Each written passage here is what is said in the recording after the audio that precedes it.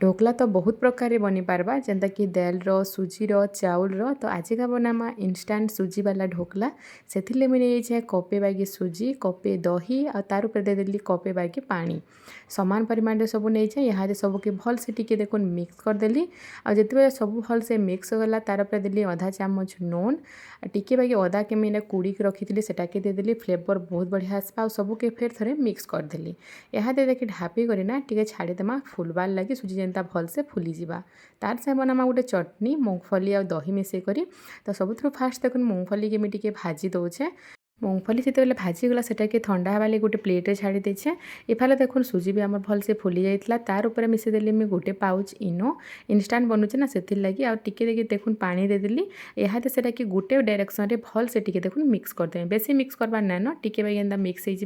होते आमको टिके मिक्स करवार ना ना इनो जेन फुलबारटा टिके सेटा कम हो जासी तापर देखुन गोटे थाली में तेल टिके दे देछे और सेटा के भल से सब आड़ टिके एंदा कि देदेली जेनता कि आम ढोकला भल से उस्किबा तापर देखुन सब ढोकलार बेटर के दे दूचे ये सुजी वाला जेन दे सारापर थाली के टिके पिटी देले चारिआडू से भल से लगी आ तार पर देखुन भल दिखवा बोली काश्मीरी लाल मिर्च पाउडर टिके मैं दे दूचे यहाँ तीखा तो न से कलर लगी खाली है आगु से ना पानी में गरम हवा लगे कढ़ई रखी तो से देला जेन थाली के नहीं से ऊपर थुईदेली और ढक्कन के देदेली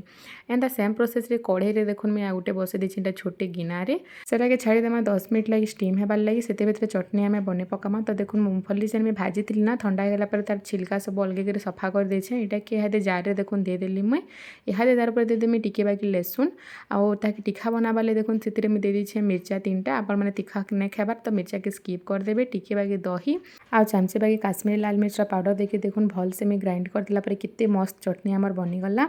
तो ये देखुन ढोकला भी हो जाता 10 मिनट गलापर तो सेटा कि मैं यहाँ दे कढ़ई काढ़ी आनचे टिके ठंडा हवा छाड़ीदेली तार पर देखुन धनिया पत्र टिके दे दीछे आ केड़े सुंदर बनी पूरा बहुत ही सॉफ्ट बनी पूरा आम ढोकला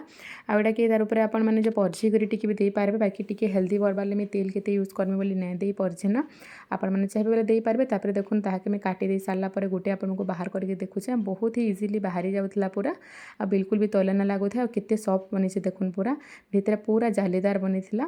जदि आपण मैंने सकालू ब्रेकफास्ट जल्दी से काना गोटे बनाबार चाहूँ तो यहाँ बहुत ही कम टाइम बनी जाऊँगी थरे घरे ट्राए करूँ बहुत ही टेस्टी आउ जालीदार पूरा ढोकला बनिक रेडी हो छुआ को आपण मैंने टिफिन भी दे पारे ब्रेकफास्ट भी खाई पारे थरे बाकी घरे ट्राए करूँ मत कमेंट बताबी कि केनता बनी जे जदि भी आपण मोर कुकिंग वीडियो मैंने भल लगुचे तो प्लीज मोर चैनल के गोटे बाकी फॉलो कर दौन तो ठीक अच्छे फिर देखा गोटे नुआ रेसिपी संगे मुझे रोचे जोहार जय माँ समलेई।